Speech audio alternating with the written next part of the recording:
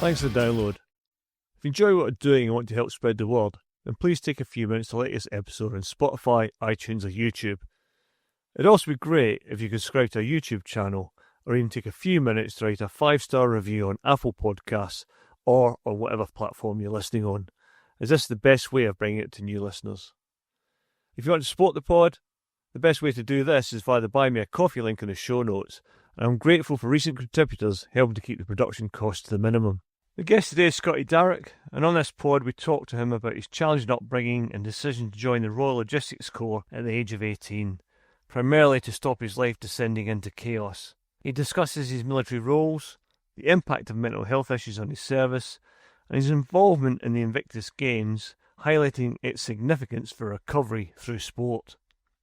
A major focus of the talk is his recent feat of walking the 96-mile West Highland Way while carrying a 37-kilogram washing machine, and this was to raise awareness and funds for the Invictus Games Foundation. It was an endeavour that embodied the burden of mental illness and the cycle of recovery. The conversation also touches upon the evolving perception of veterans care in the UK and internationally. Finally, before we start, I'd like to say thank you once more to Nick Beale and his company ISAR for the help in producing this podcast. Let's crack on.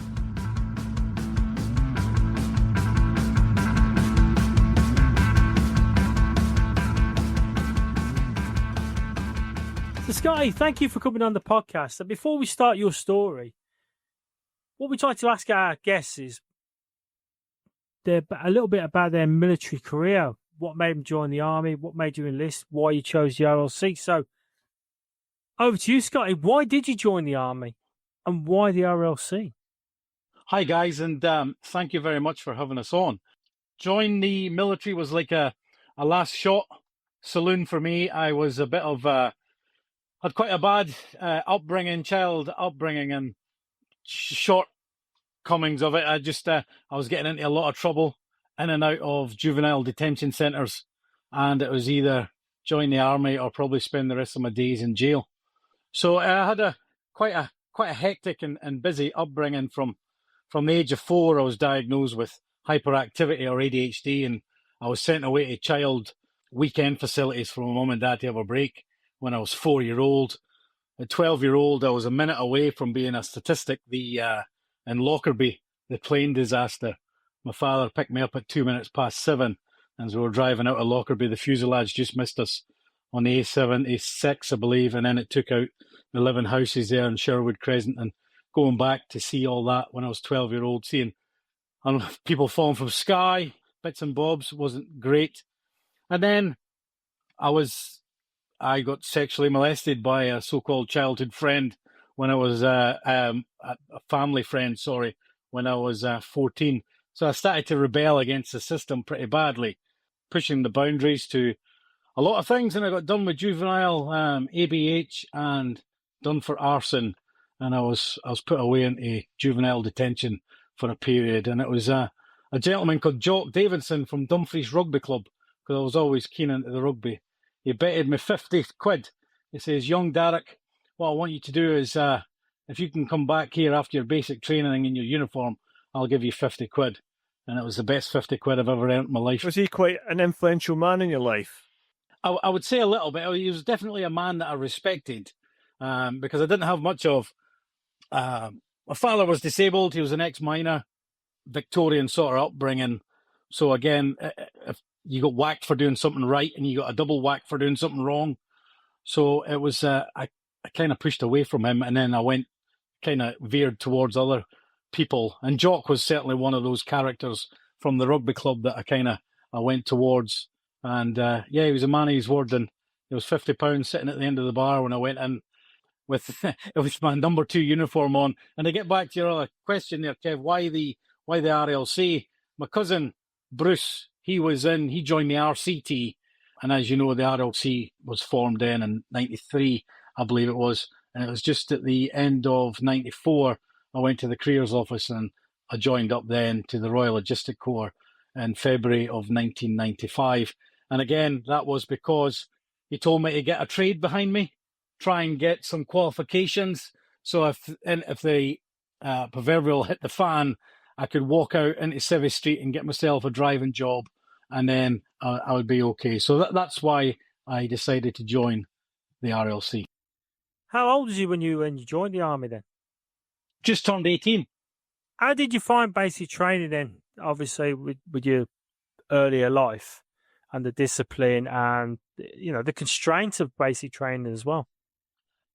Found the discipline quite, because I was I was butting heads quite a lot, with the authority and having someone telling you what to do back in those days. So it was, and plus I was only Scotsman in our troop at the time.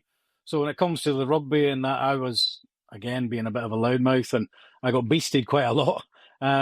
But it was definitely something that I needed. And it was, I look back on it quite fondly now, really, because you definitely go in as a boy, but you certainly come out a man, I think. And did you think that the discipline and the strictures of a regimented day, being told what to do, part of you was rebelling against that, no doubt, but the part of that set you on the straight and narrow, just knowing what you're doing day to day, gave you, because with somebody with ADHD, I think sometimes, am I right, that structure helps quite a bit?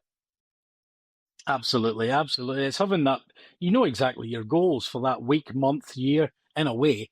Then what time to get up, what kit you needed to go to work with, and what weight it needed to be if you're out in a tab or anything. So it was very much that, and I thoroughly enjoyed the physical side. And then I got into the boxing, I played rugby and a few other bits and bobs when I was in the service as well. So I thoroughly enjoyed that sort of, I did like discipline, I must admit. How many years did you serve? Just under 10. I was about 25 days from 10-year mark, and I got out in the 11th of November 2004. What was your roles? Well, roles, I joined up obviously as a driver. Yeah. And then I was again driving different operational tours back and forth, and I got promoted to Lance Jack, and then I seen all the other boys working in the training wing, and they were looking quite alley. And I thought, hang on a minute. Instead of me, no disrespect to any sort of drivers out there, I could maybe do a little bit better instead of paint wheel nuts and just blow up tires all day. So I thought I would go away and get on my military skills qualifications. So I got my skill at arms instructor, my map reading, my MBC, my first aid, my drill, post-junior and senior, method of instruction instructor. So I managed to get away and then work in training wings till I got out, really, running promotion CARDA courses, military proficiency courses, MPCs as such. So junior soldiers can go up to the full rank of corporal with that basically education, really. So that was one of the reasons why. And again, too, I enjoyed that learning, and I enjoyed that military side of life. And again, working, we had some exchange guys from the Royal Marines, paras, and it was great to pick their brains and see how they did things and see how they moved around. And then I tried to incorporate it into my sort of lessons and what I put across to the guys. And how was your ADHD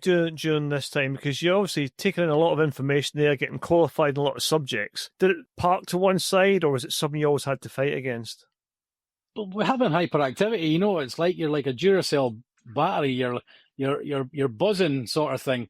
Getting the information in wasn't too bad. Once I seen it, and once I seen things happen, do as I say, not as I do, and then just watch things, watching the instructors kicking about and watch the way they did the lesson plans. And then once I've seen it and then understood their method behind things, it managed to sink in that way. But the guys I worked with were really good and really understanding in a way. And I think back then, and you probably know, everybody had a touch of something. somebody had a net somewhere, or somebody had a Timon somewhere, you know what I mean? So I don't think anybody was right. But if you know. Well, I know what you mean. Kevin and I have got a mutual friend whose son's nearly finished Royal Marines training, and they have made allowances now for people with ADHD and other issues during training. I take it I don't think back in the early 90s ADHD was even known, was it? I think it's still actually hyperactivity as such before. I don't actually know which year that was kind of labelled as ADHD. But again, back then, if it was like, even with school and you're learning, there wasn't any sort of things of you had a mental health issue or that there. You were just a stupid bugger, And that's the way it was. And then you got to whack in the head and try and learn quicker or faster. There was no things put in place for that type of learning or that sort of illness. But I'm really glad to see that there is kind of came forward, and it is open and a bit more progressive towards all sort of illnesses, moving the guys forward, because you shouldn't be held back just because they might be just a little bit slow in the uptake, and then they could produce a really good soldier at the end of the day. And one of the things we were talking about, my experiences with the RLC, obviously work alongside them or seeing them in operations. And one of the big changes that I saw from how it was in the 90s to how it was in the 2000s is now Afghanistan. And again, we were talking about this, how the RLC embraced a tactic in Afghanistan which put them on the front edge of all the fighting with the combat logistic patrols. And it's something I wanted to talk about on this, because I don't think the RLC, regardless of cap badge rivalry, get the credit I think that they deserved on that. Because I saw them go out, for 3-4 days. It's a known route. It's a slow-moving convoy with all the essential equipment. The opposition could see them going out. They had time to lay ambushes. These aren't infanteers either. These are combat service support.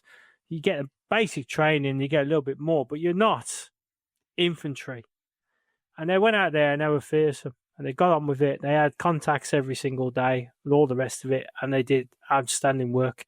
And I think that was the change for me. I saw a massive change between, in the old days, it used to be you were combat arms or you were combat support and that rivalry and all that sort of stuff. And I think one of the things we talked about was you reaching out to some of your old friends to see if there was somebody who would be willing to come on the podcast and talk about that particular change, I'd say, for the RLC.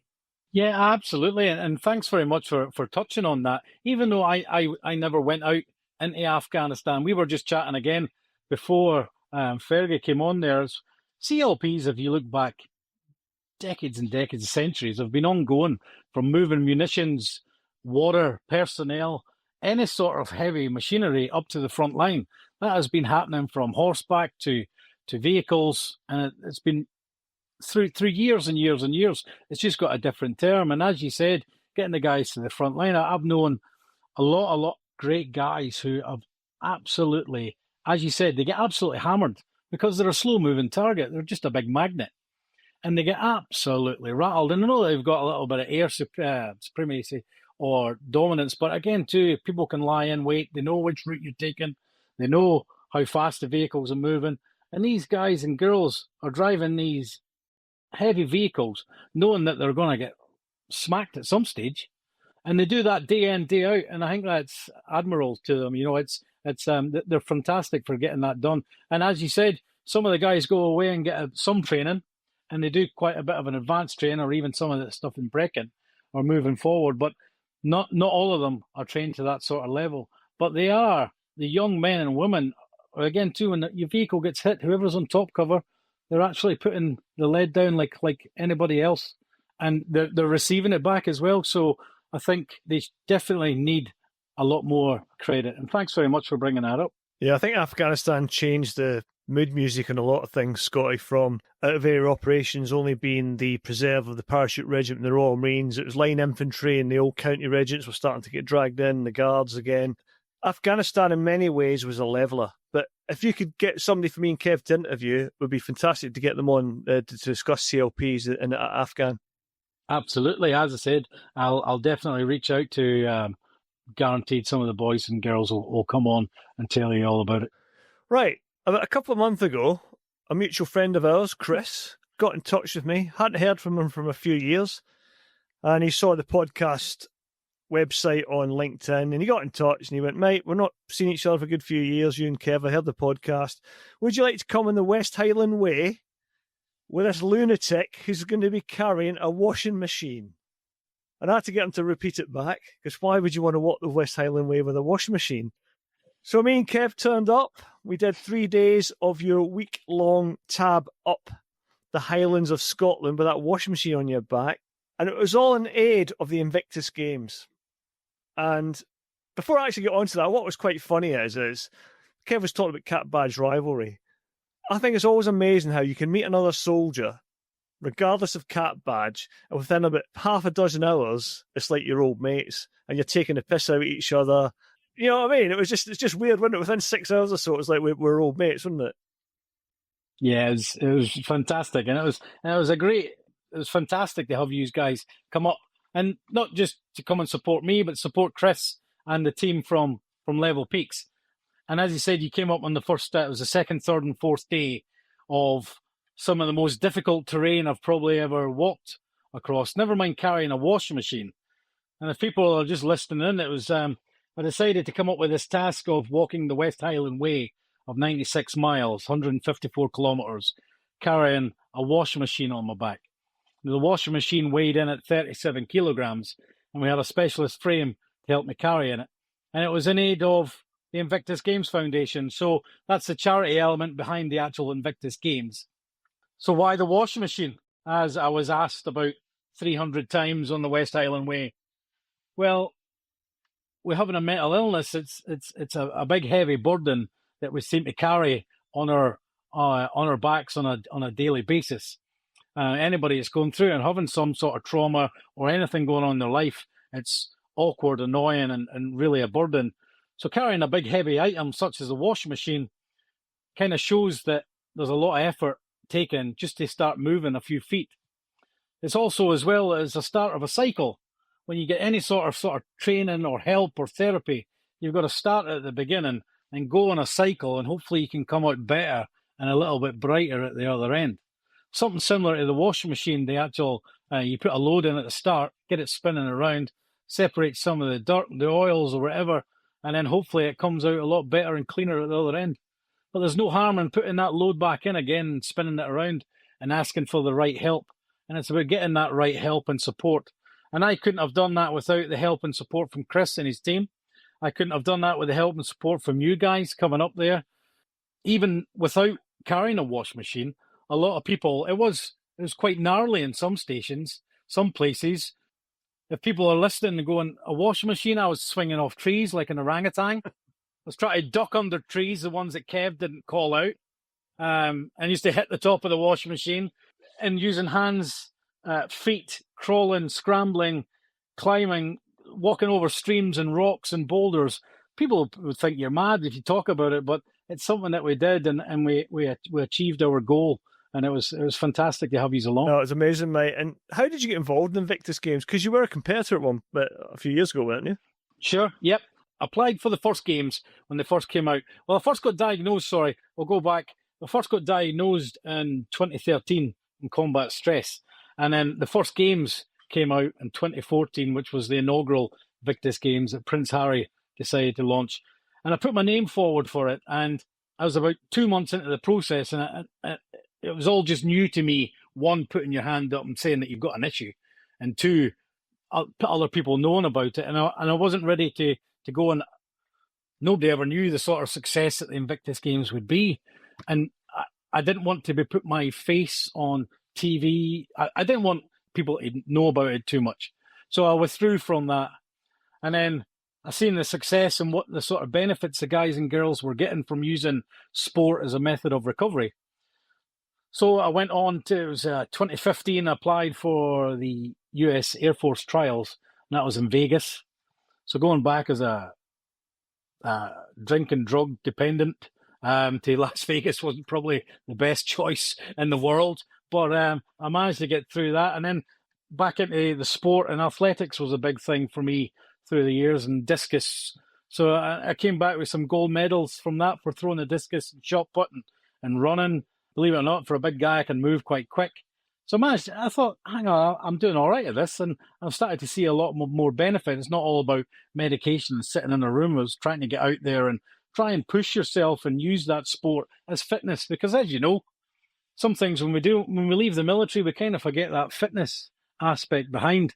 And I think having that level of fitness and getting that goal and purpose, as you said at the start, about having that structure, getting up and going to the gym and doing something. And then 2016 came along, and I applied for the games, and it was in Orlando. And I applied for 7 events, and I got selected for bleeding 7 events. So that was shot put, discus, the rowing. I've never going on a row machine since. Nearly killed me. The 100 meters, even run the 100 meters. I was 18 stone and I still run the 100 meters in 15 seconds. So it wasn't too bad for a big lump. Now I died at the end, to be fair. I did archery, swimming, and powerlifting. And I was absolutely knackered after the whole thing. But it really gave me a big insight. And I got great results. And my health started to improve. And then 2017 came along and I got the opportunity to apply again. So it was in Toronto and I got selected again. Not just selected for the team, but I was the powerlifting team captain this time. So I had a bit more responsibility of looking after a team of 12 other powerlifters going out there and representing the United Kingdom again and having the ability to have your flag on your chest. Once more, it was kind of a new uniform as such, and something that Invictus Games was definitely a new sort of family. And that's why I kind of wanted to give something back, really. You know what I mean? I've competed and I've done quite a few things with Invictus Games, and that's why I wanted to try and help raise a bit more money. Because another thing that the Invictus Games Foundation is called Beyond the Games, where guys and girls who have competed and not necessarily have to have had competed, if they contact the Invictus Games Foundation, they've got a program of events for the next 12 months, 36 months, and they can apply to go Colorado, climb a 4,000 meter peak in Colorado. They can go fly fishing in Austria. You did that, They can run a marathon. I went to Colorado. Yeah, that's where I first met Chris. That's where I met Chris out there. And then there's a whole plethora of sport and activities to do. And they're still getting you from, once the games are finished, it's not over. You can still take part. You can still be active. And you're not just you're with all international communities, like-minded, wounded, injured, and sick, just trying to achieve the same thing, which is trying to get a little bit better and then have a little bit better brotherhood or sisterhood. How many countries now compete in the Invictus game? Roughly. A lot. a lot. I'm not too sure. Is it 12, 13, I think? Because Ukraine started a couple of years ago, didn't they? Yes, they are. Yeah, coming on. There's a few others as well, like Korea. Yeah. There's a few other African ones as well. So, top of my head, I'm not too sure. However, I will get back to you with that. Well, that's very military. Or the listener can just go to the Invictus website. They can indeed, and it's all on there, why, when, and how many teams are participating. And it's really good, and it's quite poignant that the games are coming back in 2027 to Birmingham, and to Kev's neighbourhood. As you know, with Solihull, the hospital, a lot of guys got repatriated back into that hospital after having horrific injuries. And to see that they've came back and then used the same pathway that I have of using sport as a method of recovery, and then they guys who have lost limbs and losing parts of their minds can come back and compete again for their country. I think Birmingham will give them a great reception. Looking at your interacting with other veterans from a wide variety of countries, what is your takeaway from how veterans are looked after in other countries compared to the UK? Did you manage to glean anything like that? People have given our sort of country a bad rap for a few years. Yes, we don't get the sort of, you walk down the street like in America, you get that, thank you for your service as such.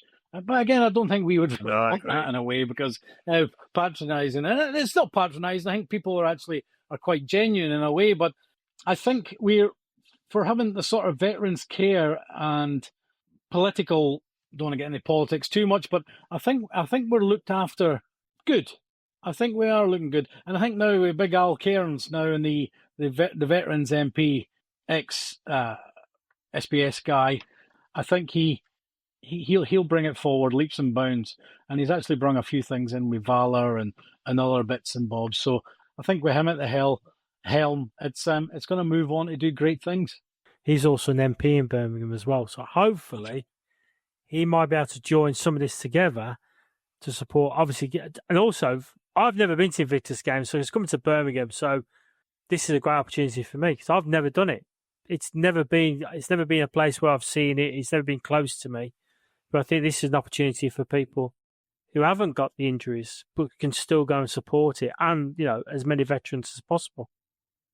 Absolutely. And I think you'll be taken back by it, Kev, when you're actually there, your stadium's full of spectators, friends and family and loved ones. And as you said, people who have never seen it before, and seeing that sort of rivalry between the countries, and especially when the guys in the basketball and the rugby, the wheelchair basketball and rugby, they knock lumps at each other.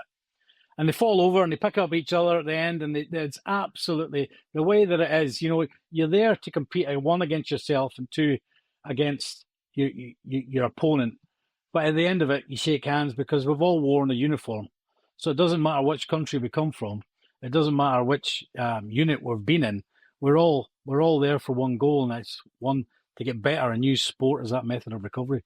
So I think it's really good. And I think the people of Birmingham will absolutely rally behind the Invictus Games, get behind Al Cairns and the whole IGF, Invictus Games Foundation. And once they see it, and businesses are probably going to interact too and open up. I'm sure all the sporting venues are all available to them. I think JJ Chalmers was on a while ago chatting about, I sent you some dates as well, Kev, from when it's going to be on. But again, I haven't got them down in front of me. But it's, I think it's June 2027. I think Birmingham will be fantastic. I think it'll be a real good eye-opener. And again, too, I invite anybody listening to the podcast, try and get tickets, speak to your friends and family, take them along, because you'll witness some things that you probably never thought would be possible, and you'll see the impossible turned into possible, which is fantastic. Well, we'll be there. And I think that point, and I think that point you make about Selly Oak being up the road, because this was the reception centre for the wounded from Iraq and Afghanistan. There was a massive piece of work every Wednesday. The CAS flight used to come in, so this is that sort of hub as well. So I think it's quite timely. It's coming together quite well. Yeah, and I think too with the NHS from Birmingham, I think it'll be an emotional reunion as such for a lot of the guys and girls that you know as well, who have been badly injured, and then coming back and seeing the people that have actually helped put them back onto that stage again. I think it'll be. I think it's really going to pull on the heartstrings, but I think it's going to be a great spectacle, and it's one that I want to be over and witnessing again, even sitting in the crowd this time, or I can help somebody get ready for the games, whatever it is, I want to kind of be part of it, because I think it's going to be fantastic. I think what's interesting about the hospital there is that in the early 90s, the Army and the Navy and the RAF used to have a lot of their own hospitals, military hospitals, and they had them out in Germany as well, British military hospitals in like Munster and places like that. And as usual, as part of the so-called Cold War dividend, they were all closed down. And at the start of Afghanistan and Iraq, a lot of the wounded were actually sent as individuals to different hospitals around the country. And then they realised then that wasn't good for people. They need to be with their own kind. And that was one of the reasons that Celio came about, was to have a dedicated military ward where soldiers, airmen, Marines, Matlows can all recover together and support each other. So I think that support then is being replicated again in the Invictus Games, where people that have suffered traumatic injuries, whether mental or physical, can overcome adversity yet again with like-minded people. Yeah, absolutely. And as you said about us, we're cracking on with the West Highland Way, and we had some good banter. And I just feel sorry for some of the people who were walking behind us. They had to listen to some of the dits and the sort of expletives as we were walking along the West Highland Way. But as you can say, it's all tri-service, everybody getting together and just having a good old laugh. And I think that once you put a uniform on, you never really take it off, do you? Offline, me and Scotty have been talking, because obviously one of the questions I asked Scotty was, what's next? So I'm not going to put you on the spot, but it's definitely something we need to start thinking about. And I know you got a few ideas. Oh, I cannot wait to hear this. Oh, well, one of them was something me and you talked about doing so. He mentioned the heart of the Hadrian's Wall. Right, let's hear it, Scotty. Come on. Well, that's what it was. I was just kind of running past a few ideas. Yeah. And I thought about, another sort of long-distance trek as such, multi-day trek. And I thought about the Hadrian's Wall. I thought definitely, hopefully, we might be getting a couple of spaces for the London Marathon in 2027. So Wilma the washing machine will be taking another outing. I thought you'd have burnt that by now. No, and the thing is, I've already roped Chris into it already. So, I might ask for 4 places, and you 2 boys can come with us. You can carry me in place of the washing machine, mate. But definitely, if you want to, if your listeners can even write in as well, what do you think we could do with carrying a 37-kilo washing machine with a specialised frame? Think about it. What sort of task or what sort of challenge? And I do believe that if you're trying to raise money for a sort of charity, it has to be a worthwhile challenge. Yeah. And that's why I put myself out. One, I knew it was going to push me physically, which it did. Nearly 300,000 steps over the week, over 14,000 feet of ascent. I knew it was going to hurt me. My body was sore. But I had that team around me to keep my mind sort of strong. Having that ability of just get up in the morning, eat, pick that up and go. That was my job. That's what Moggy told me to do, and that's what it was. And everything else was taken care of. But definitely, I would love for your guys, your listeners, to get in touch with you guys. And if there's anything, doesn't matter how crazy it is, hopefully maybe we might take it on. And and Wilma could have another outing. Well, our email is at the bottom of the show notes. So if anybody's got any ideas to what system of hell Scotty can put himself through, I'll gladly forward it on to him. But Scotty, we've talked about your walk with a 37-kilogram washing machine. We know why you did it, but how did you prepare for it? Not well is the answer. I got another frame and such, and the gym gave me 25 kilo and a 15 kilo plate. Of 40 kilo was my walking weight on my frame, plus my 2 kilo or 2 litre of water I had. And I called that Barney and Wilma. And Barney was, it was in my training rig, same frame, just without the washing machine. And I just did some local hikes around here, up and down the trees, roundabout steps in the back garden, up and down bricks that I made. But I trekked. I watched a lot of YouTube videos about the West Highland Way. So I kind of studied it quite a lot, but I never really took into the ascent, gain, descent, the sort of physical stuff, trees, even some of the rocks being wet, taking into account of the tightness between the rock. I never took in a lot of that. I'd love to have maybe even walked some of the route prior to actually have a bit more for it. But again, the date was set. I thought I was kind of physically ready. And when we got there, it was just off. And then once we got there and once we got one foot in front of the other, I think, it was.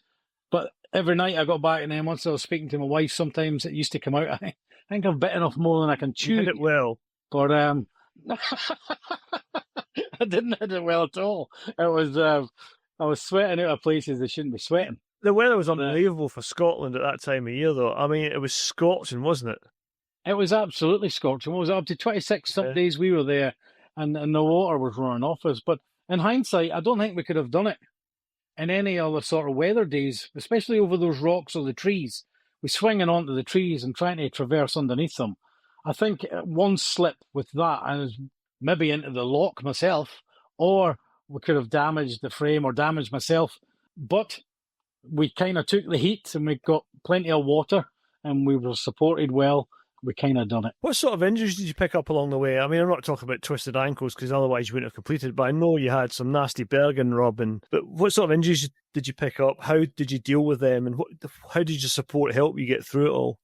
Well, you're right there, the Bergen rubs. We knew that it was going to rub, and we tried to take precautions against that. But as you know, with the sort of counter weight of the washing machine on the frame, it was back heavy and it was swinging around, and the frame, the Bergen, the padding was going to move to left to right.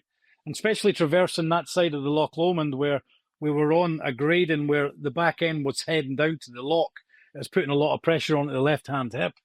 So that's kind of left a lovely little permanent mark, which I'm actually thinking of getting a nice little small washing machine tattoo just above it.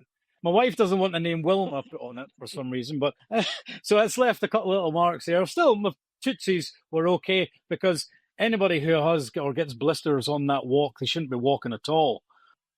Hey, I know what you two are up to, and I just want to clarify for the record. I had just walked 600 k's on a Camino. That is why I had a blister. Of course it is. Oh yeah, of course it is. 600, oh, yeah. You pair of arseholes. I mean, it was a particularly bad blister.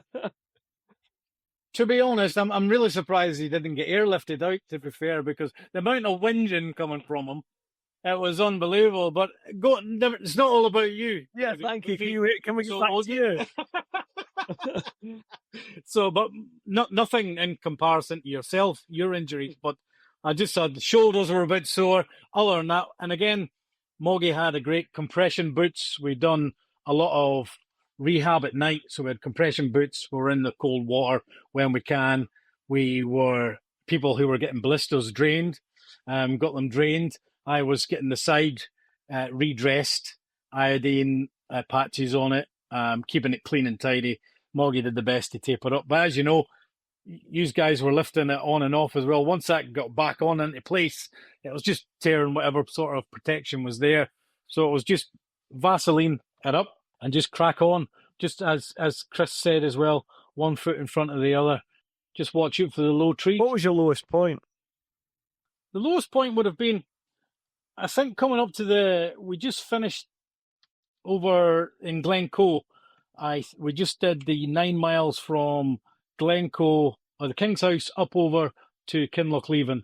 I think coming into the last day, I was physically exhausted at this point.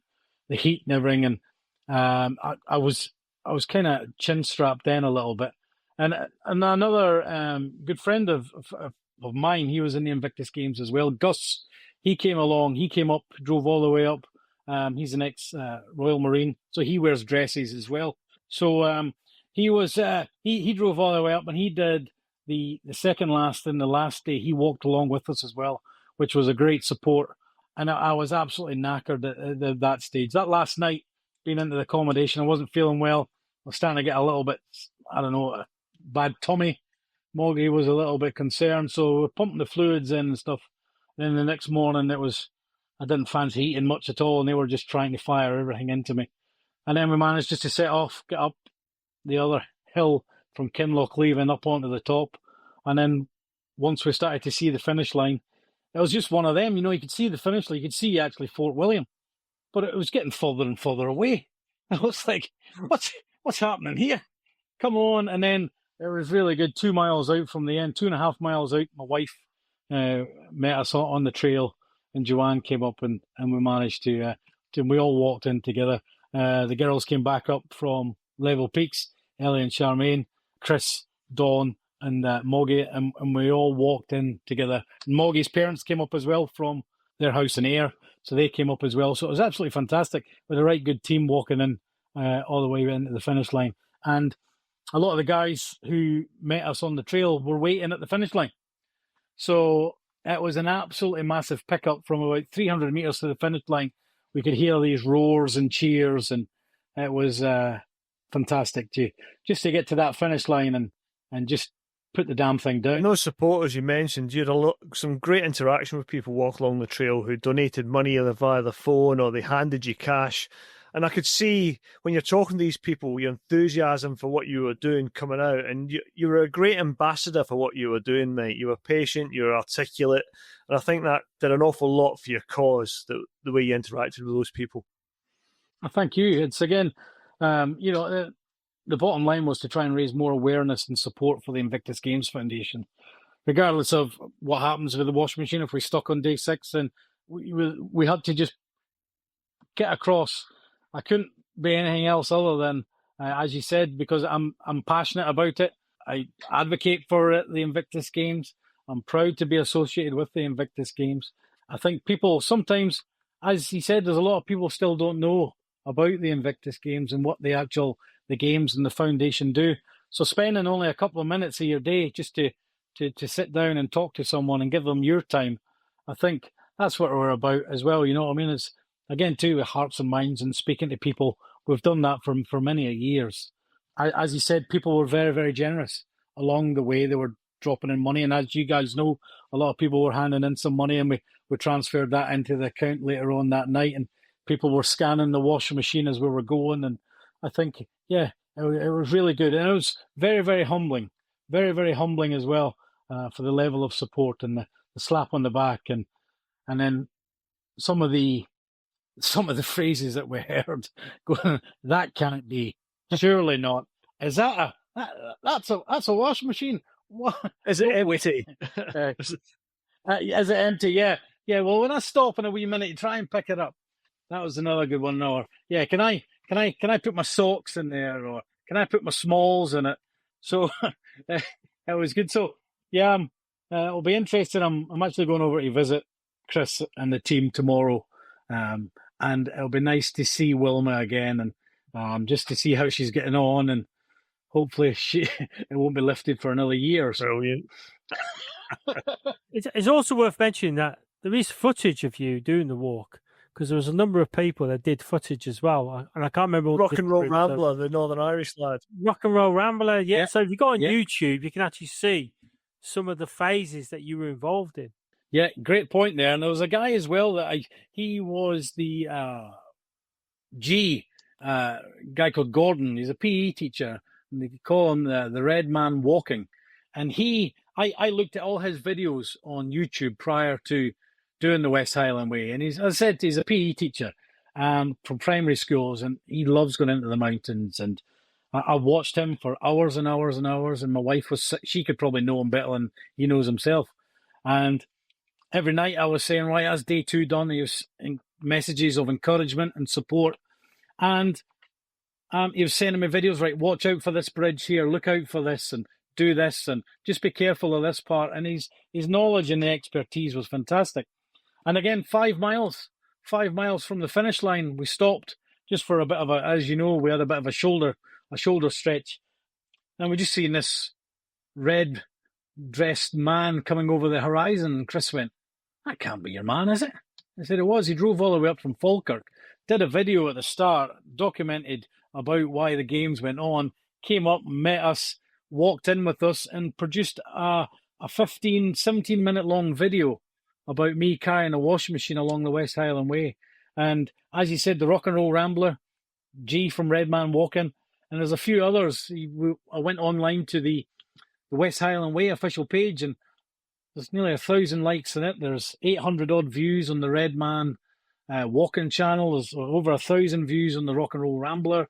So there's still money coming into this day. There's still money being donated into the fundraiser, which is great. Yeah, and you weren't the only inspiring character out there, because do you remember the old Scottish gentleman we met who was 82, and he's been walking the West Highland Way with his Border Terrier and camping out every day for the last 5 years?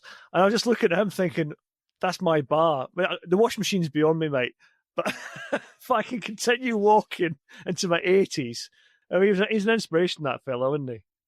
Oh, he was a fantastic gentleman. I'm going to say his name was Mac. Was it Mac? And the name of his dog, I forgot the name of his Elvis, the dog. And the thing is, it made us laugh too, because Chris was like, oh, there's a wee dog there. I don't know if you remember at the start, I said, oh, aye, his name's Brian. So Chris is going, Brian. And then the girl started laughing, and he went, what, he's laughing at? And he went, the dog's called Elvis. And he was like, you just give me one of those looks. I went, all right, that look. I thought it was quite funny. He was a machine, really. Oh, aye. I mean, he was mountain rescue for a long time during his youth and that. So yeah, he's obviously got the hill legs for it. But yeah, he was saying his daughter doesn't like him doing it, but he just says he's okay and he'll continue to. I think he'd be quite happy to drop dead on the trail with his eyes up to the sky. You know what I mean?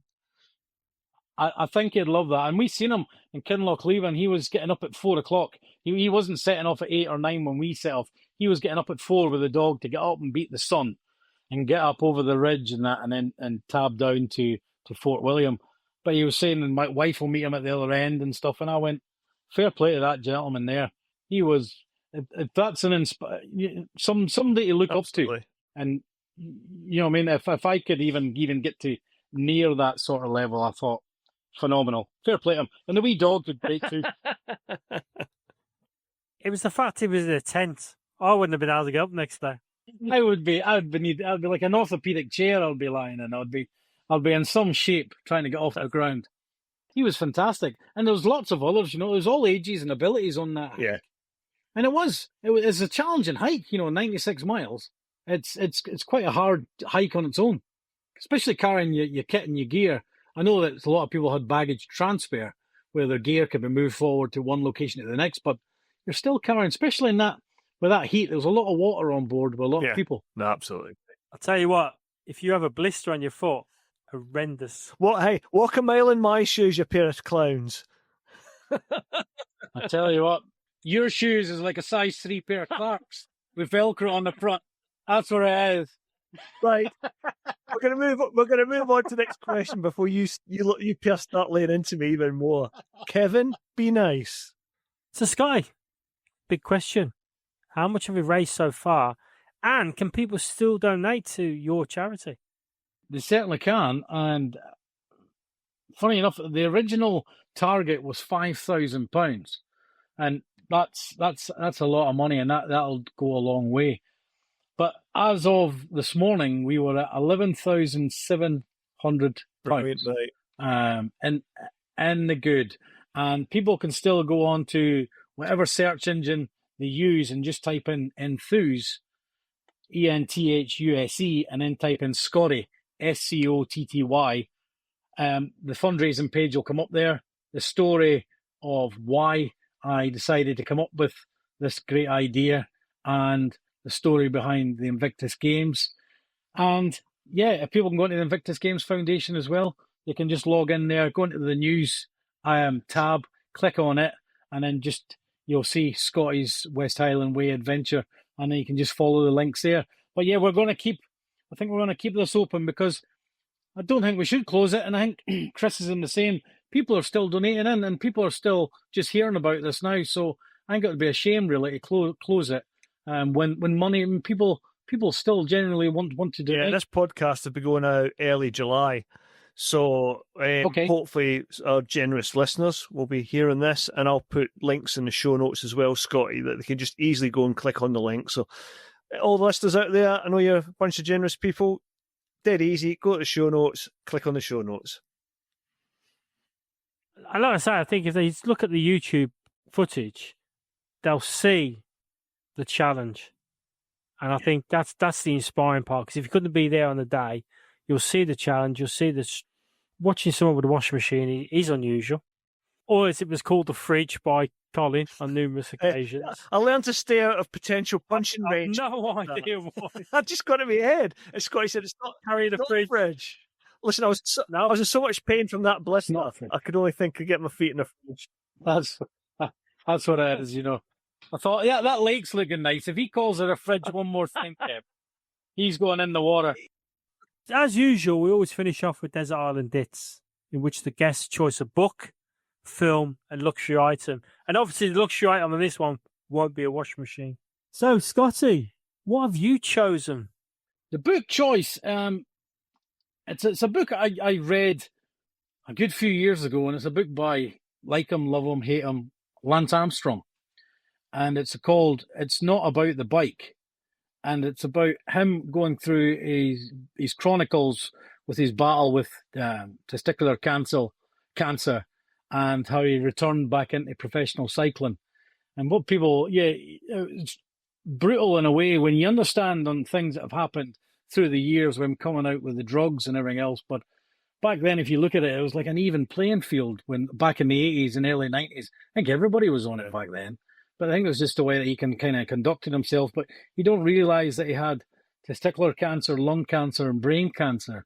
And he had all different parts cut out of him. And to be able to get back onto that bike, it just showed as well that, he came from, his childhood wasn't easy. He got a diagnosis and he went through some of his former treatment.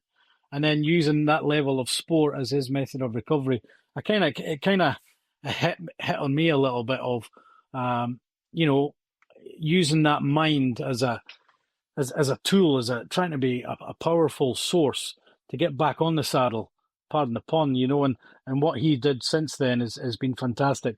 And that book was, and I've read it about 4 times. I think it's really good. It's about, Lance Armstrong. It's not about the bike, and it's fantastic. And that's the sort of book of my choice. No, it's interesting you say about how another sportsman inspired you, Scotty. And one thing I was going to ask you was, if anybody's got a question they want to ask you about the Invictus Games, how to get involved in various sports, or how your journeys helped you, would you be okay if they emailed me and then I could then forward them to you to answer that question? Would you be happy with that? Please, absolutely. More the merrier. Absolutely. Brilliant, mate. Film choice. Film choice is as well. It's based on a true story, and I've actually met one of the actual survivors of the story. The title is 13 Hours: The Secret Soldiers of Benghazi. All right, yeah. It's about the old Libya and stuff. Ambassador Chris Stevenson, he got killed in Benghazi, and there was a team of ex-Special Forces guys in the CIA annex, just a couple of clicks away, and they got held back while the ambassador was being attacked. We were only 2 embassy staff as security. Have you ever seen the movie? Yeah, the movie, yeah. I think it's great. And I met Chris Tonto when I was in Washington, and he's such an amazing character.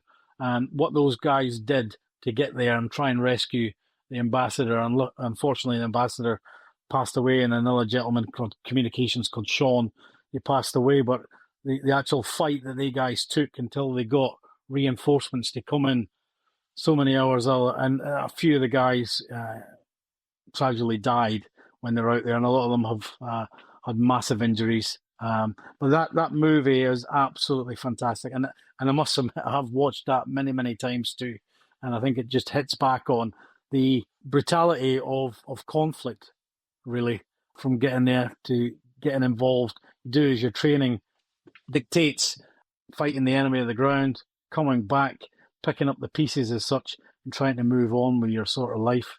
And it was really good how you can see at the end of the movie, he actually showed the actual guys in their day-to-day lives now, what they're doing. Amazing movie. And again, too, going back to politics, a lot of people have been pulled over the coals for that, of not helping sooner rather than later. It was like with Clinton with the Benghazi files and emails and other bits and bobs. So it is quite a dirty conversation, that one. But that movie there has been up there with one of the best. And I remember with him, was it Tonto that was always having the piss taken out of him for being in shorts when they were doing the contacts? He was a character, put it that way. I think he was quite a loud, brash, but a very, very good ex-Ranger, wasn't he? And they're always loud and brash, from what I can gather from Americans. Yeah, absolutely. But yeah, great movie. Thoroughly enjoyed it, and I've watched documentaries about the whole thing as well afterwards, and I think that's one of my top movies. And luxury item. Luxury item, I haven't really got something as a luxury item other than the enjoying the passing of time. Time for me is a massive thing.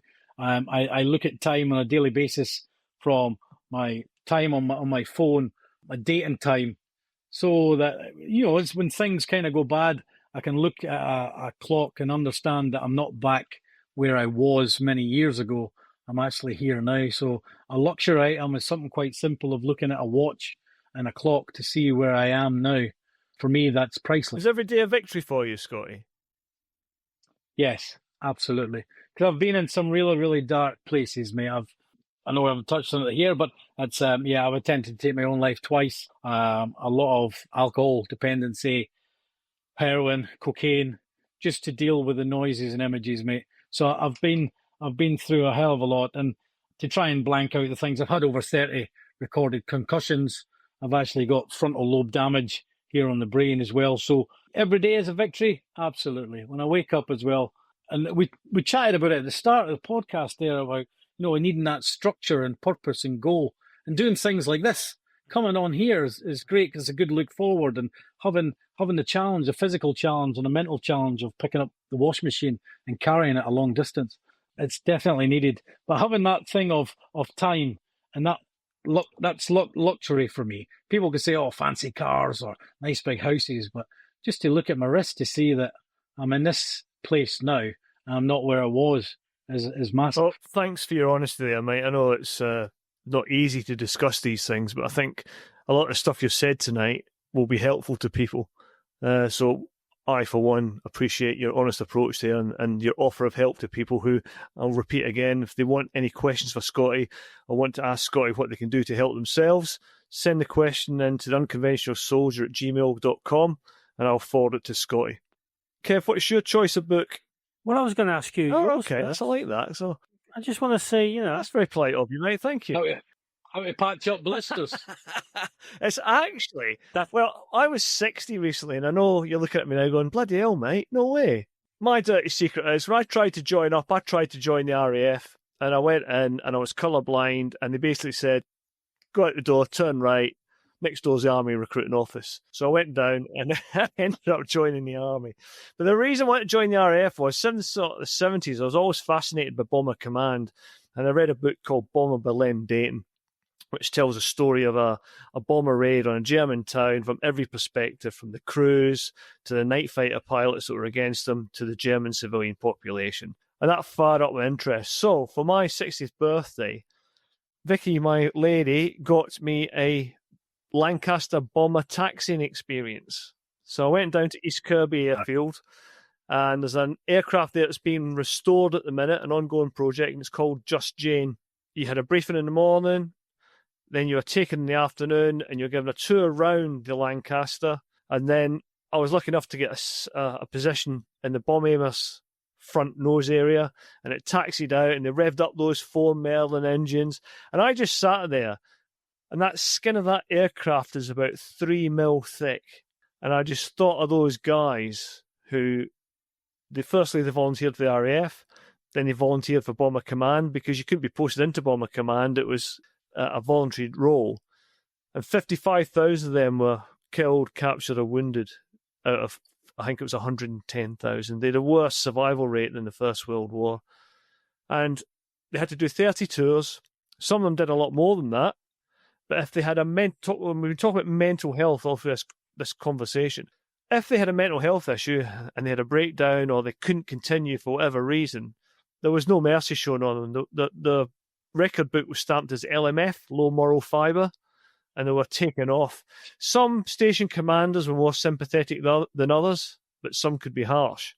At the start of the briefing, you went up to Lancaster and you got a safety brief, and there was a wonderful lady there who was ex-intelligence corps, believe it or not, and she was sort of the safety officer taking you around. And she said, has anybody here got relatives that were in Bomber Command? There was a gentleman by me who's about 75, and his dad was a wireless operator. There's another chap whose dad was a rear gunner. And so they let them sit in those positions that their relatives occupied. I was having a brew with a gentleman whose dad was the wireless operator, and it turns out he was in Pathfinders, and he completed 70-plus missions, as Bomber Command and as a Pathfinder. So that was the background to that. And when I was browsing through the books, they have a second-hand bookstore, and there was a book there called Lancaster by John Nichol, and it is a really good read. It tells you about how the Lancaster was constructed, some stories of the airmen. Some of them were only 18 or 19. So some escape and evasion stories. It's a really, really good read. And I know there's a whole host of issues about the morality of area bombing, but as far as I'm concerned, it was what it was back then, and it shouldn't detract from what those guys in Bomber Command did at that time. So that's my recommendation this week, Lancaster by John Nichol. I've met Oh, okay. He was the Tornado Navigator, wasn't he? Yeah, absolutely. I got nominated for an award in the Soldier and On Awards in 2017, and I met John Nichol there at the Houses of Parliament. Lovely guy, and we were standing talking for hours and hours and hours. He was telling us how he ejected it near 600 miles an hour. And about 60 feet off the ground or something. and then he got upgraded to a lovely place, courtesy of Mr. Saddam. But he's a fascinating There's an character. amazing story in his book. Well, firstly, it's about a guy who, one of the far engines is on fire, of the 4 engines. And he decides, right, what we're going to do is we're going to unravel my parachute, and I'm going to crawl out on the wing with a fire extinguisher and put it out. And he tried to do this, and he got it put out as best he could, and then he swept off the wing, and he got the VC quite rightly for that. And then there's another guy who they're trying to get out, and the way the pilot got out, he had to stay on last, and him and the last man out are trying to get down through the hatch in the bomb aimer's position. And there's a bit of a log jam, and then the plane just blows up. The load blows up, and he finds himself thrown into the air. Can't believe he's still alive. Pulls his parachute. Next minute, he feels this blinding flash, and he wakes up on the ground. He's hit power lines, and his legs are all burnt. He's in a real bad way, and he managed to escape and evade all the way back to the UK. And you just think these guys were just absolute nails. So. Anyway, I've waffled on enough. Sorry, Kev, go on. No, but I think it's really interesting because I think people do forget. Because I think Guy Gibson was 24, 26 25. when he died. 6. Yeah. I mean, you're thinking, and he'd been doing raids throughout, and all his crew were the same young age. Yeah. There was no like 40 or 50-year-olds in those planes. Yeah. And I think going back to the bombing, that was precision bombing at the time because that's all we had. And I think sometimes we forget that it's not a computer game where you can throw it through a window. Yeah. It's a total and the morality was different world. As well. It was. And also, like you say, when you sit in one of those airplanes, it's just held together with bits of wood, canvas, paint. Was there any sort of protection on that aircraft at all? Or was it just that thin to get his maximum payload? It was all about transporting the bombs. I know that fighter pilots had plates behind the seat, but I didn't see anything like that on the Lancaster, and I don't think they did because every ounce counted. That's why they had crappy little 303 Brownings. Later on in the war, they had some 50 cals on board, but every ounce counted. And the whole, the design of the Lancaster, it's absolutely tiny on board, and the main wing is a central spar that I had trouble getting through, like a hole in the spar to get through. Thinking about all the layers that they were wearing, harnesses, God knows how they did it. When you think about it, there's no air-to-air refueling. You've got to get across to Germany and back. Okay, what sort of book for you? My choice for this episode is a book called Original Sin. I've just picked it up. It's only just come out. I've started reading it. And it's by two American political journalists, Jake Tapper and Alex Thompson. And it's about the 2024 presidential election, about Joe Biden, his family, his senior aides, and all those people that were convinced they could beat Donald Trump. And they're so convinced that they embarked on a campaign of denial against the public opinion. And we all seen the campaign, and we all see Joe Biden. And, it was obvious to everyone he was never going to win. But they take you through the nooks and crannies. They've got the backstories. They've got the real story from some of the Democrats who are part of this. I won't call it a conspiracy theory, but it was almost like denial all the way through that there was a problem. This person was still going to run, and only at the last few moments did they change the candidate, which obviously was never a good move at the last minute, and they lost the election. And some people don't get the credit. I mean, George Clooney was one of the few people that spoke up and said, this person can't run, but this was too late. And that's what this book takes us down. It takes us down this almost like a delusion, isn't it? Sort of a I think delusion. So. And it just carried on, and they got so focused on it, they couldn't see the wood for the trees anymore. The journalists could, and everyone else around them could, but this campaign and the Democrats ploughed on. And it's fair to say that the Republicans didn't win the election. The Democrats lost the election. It's well worth a read. I think American politics is fascinating, absolutely crazy at times, of its own making as well, I'd say, because of the way the political structure is out there, where to be a president in America now, you need enough to be either a billionaire, multimillionaire with backers, and there's only two parties. Yeah, it's all about the money, isn't it? Crazy. And what do you think about this latest big Moab bombs being dropped in Iran? What do you think of those bad boys? They're made from old. I think they're made from old like destroyer gun barrels or something, aren't they? I remember reading something about that. Huge, 30,000 pounds. Yeah, weight. And dropped with precision. So, but interestingly, I saw a thing on social media the other day there saying Americans invent precision bombing with Moabs, and somebody's gone, Lancaster bomber bombing the Monazay Dam. It's got Lancaster says, "Hold my beer." Well, again, like we just talked about, I mean, Second World War, it was different kind, but we did do, I mean, if you look at the dam busters, phenomenal. Yeah. And there was the mosquito raids as well, when they used rockets and all this sort of stuff as well. Well, that was Grand Slam. It's very special. I mean, that was the thing about the Lancaster. Yeah. It was the biggest bomb carrier of the war. It was the Grand Slam bomb that they dropped on the turrets of the Graf Spray or something like that. Because they could carry more than an American B-2 or B-52 or whatever they were using at the time. B-17, because they used armour. Yeah.